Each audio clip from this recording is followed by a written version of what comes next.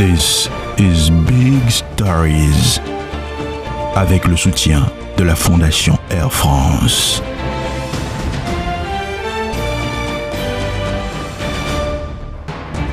Tenir une ferme avicole, c'est accepter de reverser environ 80% de ses revenus dans l'alimentation des volailles, une situation qui donne aux aviculteurs la chair de poule. Les plus fragiles ferment tout simplement boutique. Les consommateurs, eux, se ruent malgré eux sur les poulets surgelés, tout simplement parce que les poulets de chair deviennent plus chers. Chair de poule, cette semaine dans Big Stories. Big Stories. Un magazine de Beyond Productions en collaboration avec ses médias partenaires. This is Big Stories.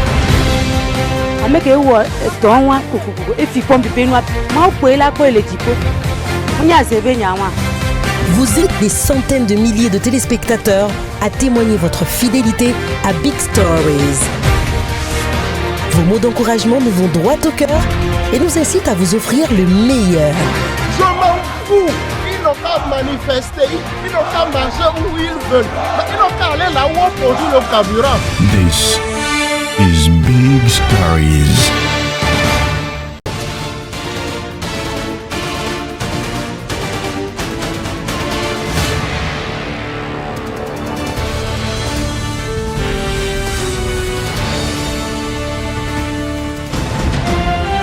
Big Stories.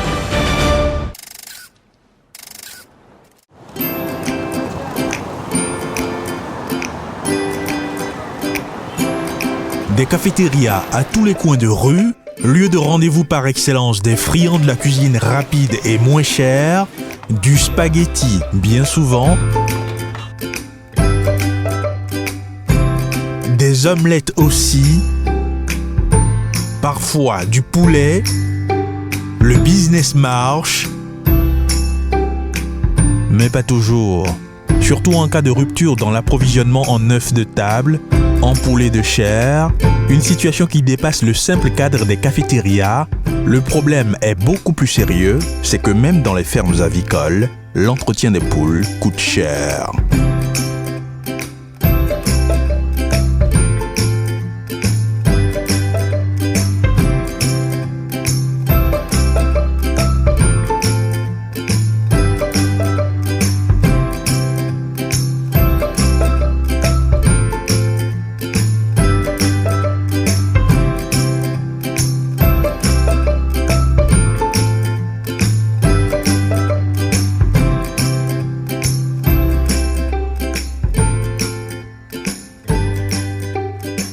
Badja, 40 km au nord-ouest de Lomé, l'une des nombreuses zones pourvoyeuses de produits avicoles destinés à la consommation nationale. Ici, dans la verdure, se niche l'une des rares fermes qui tient encore le coup malgré la cherté des prix des intrants sur le marché.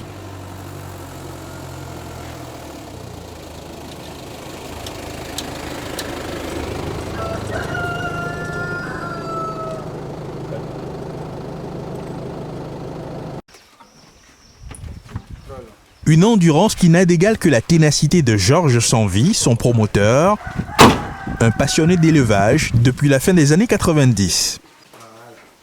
Au fur et à mesure que le temps passait, on s'est pris au jeu. On a commencé par avoir un amour fou pour le métier d'agriculteur jusqu'au moment où nous avons été confrontés aux réalités du terrain, c'est-à-dire les prix, surtout du maïs, ont commencé par grimper très vite, alors que dans le même temps, nous n'arrivions pas à augmenter le prix des œufs. La rentabilité a commencé par s'amenuiser, ce qui nous a complètement freinés dans notre évolution.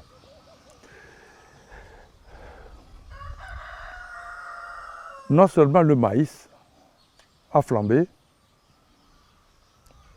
le prix du soja a augmenté, le prix du son cubé a augmenté, tous les ingrédients qui entraient dans la composition de l'alimentation ont augmenté. Dans le même temps, nous ne pouvons pas augmenter d'autant le prix des œufs. Donc ça a freiné de beaucoup notre élan. Une production en dents de scie qui explique la fluctuation régulière des prix des œufs sur le marché. Les aviculteurs les plus fragiles mettent la clé sous le paillasson, mais Georges, lui, reste dominé par son grand amour pour le métier.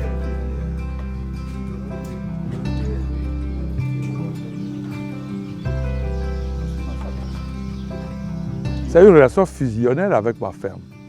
Je ne peux plus vivre sans ma ferme.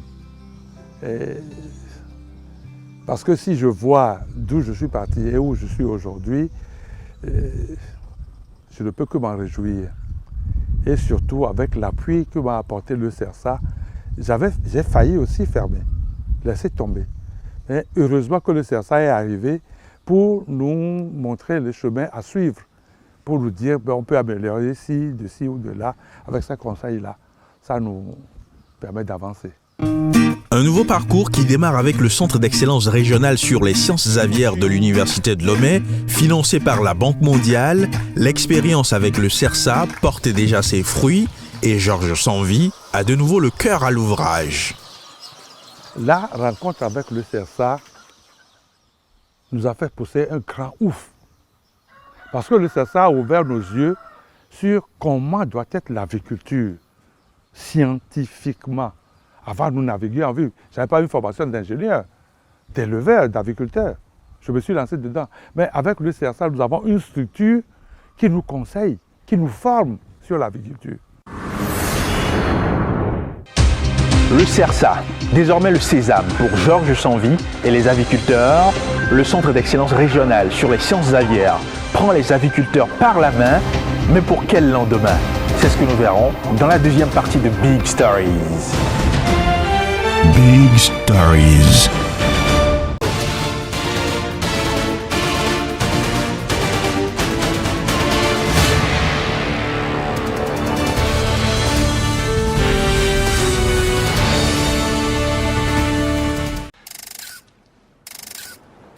La rencontre avec le CERSA nous a fait pousser un grand ouf. Parce que le CERSA a ouvert nos yeux sur comment doit être l'agriculture scientifiquement. Avant, nous naviguions en vue. Je n'avais pas une formation d'ingénieur, d'éleveur, d'agriculteur. Je me suis lancé dedans. Mais avec le CERSA, nous avons une structure qui nous conseille, qui nous forme sur l'agriculture. Ils tirent souvent la sonnette d'alarme. À tel niveau, il faut faire ci, à tel niveau, il faut faire ça. Non, il ne faut pas faire ceci, il faut faire cela. Comment élever les poules à différents stades, comment traiter les poules, quelles sont les différentes maladies qu'on rencontre chez les volailles, l'alimentation, comment faire l'alimentation de qualité.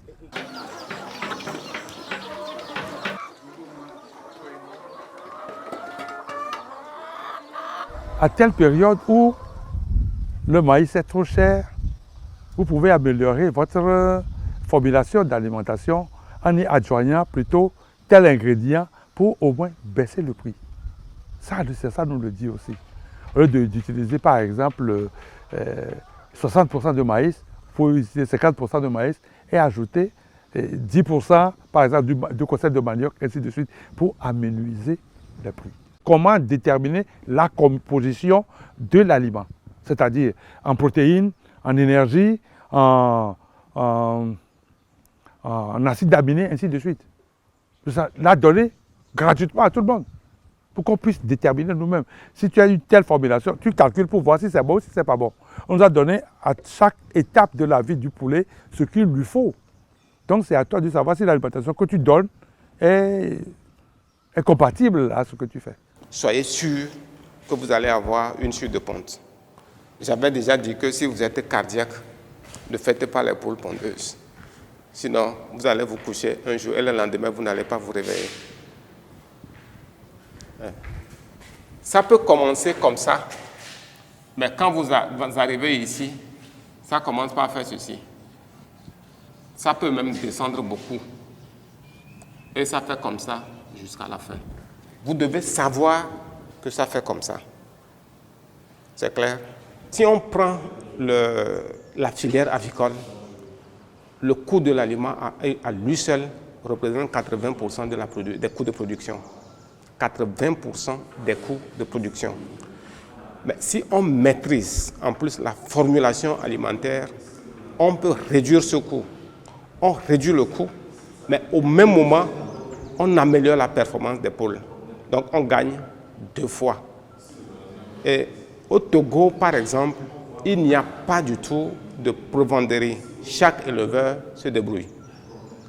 Et quand on a fait un peu le tour, on a collecté, on a fait un peu de sondage, on s'est rendu compte que la plupart des éleveurs ont des formules qui ne répondent pas aux normes des poules, ou encore des formules qui coûtent beaucoup, vous voyez, non, parce qu'ils ne maîtrisent pas les techniques de formulation d'aliments. Donc, en maîtrisant ces techniques de formulation d'aliments, 1, on réduit le coût de l'aliment, 2, on améliore la performance des poules, et 3, même s'il y a un ingrédient qui manque, on peut trouver un autre ingrédient pour le remplacer, pour le substituer, parce qu'on maîtrise la technique. Un accompagnement qui donne des résultats probants et qui répond aux attentes des aviculteurs. C'est des formations pratiques. Ce n'est pas scolaire ni trop livresque. Le CSA touche directement les points essentiels. Et le CSA ouvre nos yeux. Et en appliquant cette formation sur le terrain, nous nous rendons compte, 1, que les volailles se portent mieux. 2, l'alimentation est améliorée. 3, l'incidence de cette alimentation-là, de la meilleure santé des volailles, se ressent sur la production. Exemple, si dans un poulailler, on avait 10 plateaux, avec la formation du CSA, nous augmentons à 12, 13, 14 plateaux. C'est du bonus. C'est du vrai bonus. Donc ça améliore la rentabilité de la ferme.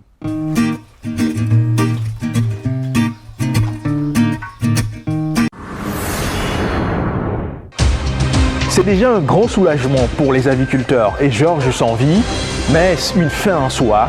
Pas si sûr. D'autant qu'il y a toujours des réalités de terrain qui peuvent freiner l'essor de la filière avicole.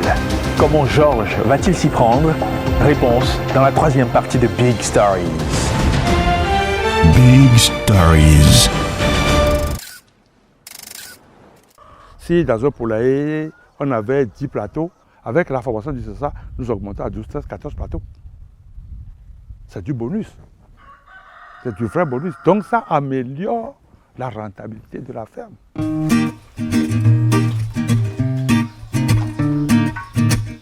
Un bonus qui devrait continuer de faire le bonheur des aviculteurs togolais, un partenariat que nombre d'entre eux espèrent voir durer le plus longtemps possible, mais un autre défi reste à relever, celui de la maîtrise du coût des intrants sur le marché. Le CSA aujourd'hui est un acquis pour tous les aviculteurs. Si tout ce qu'ils ont dit, vouloir faire, s'ils le font en formation, en accompagnement, en envoyant des stagiaires pour faire des expériences dans nos fermes, parce qu'on va arriver à ce stade-là où le CSA nous a demandé d'avoir au moins 3 ou 4 poulaillers, où ils viennent, ils fournissent eux-mêmes les poussins. Les étudiants viennent faire des expériences dessus dans la ferme. Et vous appliquez ces expériences-là. Très bientôt, on va en arriver là. Et avec le CSA, tout va bien. Là où nous avons un petit problème, c'est le problème avec le prix des ingrédients. Moi, mon espoir aujourd'hui, c'est de voir le prix du maïs baisser, de voir que les consommateurs humains, nous n'allions pas sur le même marché que les éleveurs, que nous ayons du maïs pour les éleveurs et du maïs pour les consommateurs. En Côte d'Ivoire, aujourd'hui, le maïs est à 113, 110, 120 francs le kilo, alors que nous sommes à 200 francs le kilo. C'est pas possible. Si on peut aujourd'hui permettre qu'on fasse venir du maïs jaune des pays d'Amérique du Sud, tout et tout, pour amenuiser les coûts, ce serait très bien. Nous pouvons produire tout ce que nous voulons comme œuf aujourd'hui. Si on peut amoindrir le coût de l'alimentation, c'est autant de gagner. Nous allons produire. Et ce serait la même chose en agriculture. Ici, nous parlons d'agriculture. Là, nous parlons seulement des œufs. Nous pouvons produire les poulets de chair qui viennent aujourd'hui de l'extérieur et qui coûtent des œufs de la tête. Aujourd'hui, si nous produisons Nous ne pouvons pas concurrencer les pays occidentaux parce qu'eux, ils ont du maïs à foison, ils ont du soja à moindre coût. Aujourd'hui, nous pouvons vendre aujourd'hui le poulet de chair au prix auquel est le maïs aujourd'hui à 2200 le kilo. Alors que dans les sociétés qui font le surgelé, ils sont à 1500, 1600 le kilo. Nous ne pouvons pas concurrencer. Si nous avons du maïs à bas prix, nous pouvons produire le poulet de chair pour nourrir toute la population togolaise. Une grande ambition, sa réalisation commence par la formation des jeunes en aviculture. Le projet tient à cœur à Georges Sanvi. Son désir, léguer un savoir-faire à la jeunesse, c'est sa façon de contribuer au développement de sa communauté. Le CERSA nous a ouvert les yeux et nous a permis de reconnaître qu'il y a sur place un besoin réel de formation. En appui au CERSA, nous pensons qu'à part les instructions, les formations que donne le CERSA, en théorie, il faut des centres pratiques d'élevage. Nous avons été sélectionnés par le CERSA comme centre pratique. Mais il faudra que nous ayons des structures pour suivre les apprenants qui doivent venir ici, les stagiaires qui doivent venir ici. C'est pour ça que nous avons approché une fondation hollandaise par un projet de construction d'un réfectoire, d'un dortoir et d'une salle de cours qui fait au bas mot une trentaine de millions. L'accord nous a été donné, les bâtiments sont en train d'être construits et très bientôt nous serons fonctionnels. Nous proposons de former aussi les jeunes désœuvrés du coin, déscolarisés, pour les enlever de leur milieu, pour les enlever de la délinquance, leur donner un petit métier, l'élevage, l'aviculture. Un rêve qui prend forme, il aura fallu un déclic avec le CERSA. Des initiatives comme celle de Georges Sanvi sont porteuses d'avenir pour le secteur de l'élevage.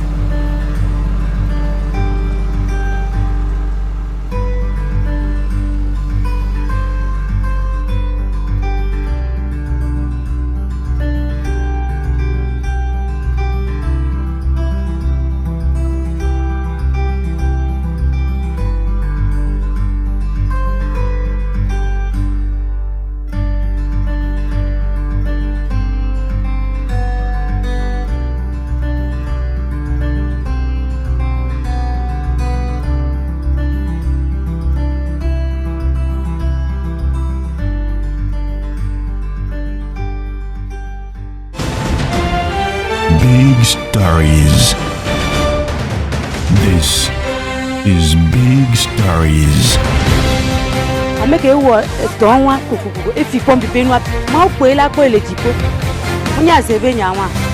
Vous êtes des centaines de milliers de téléspectateurs à témoigner votre fidélité à Big Stories.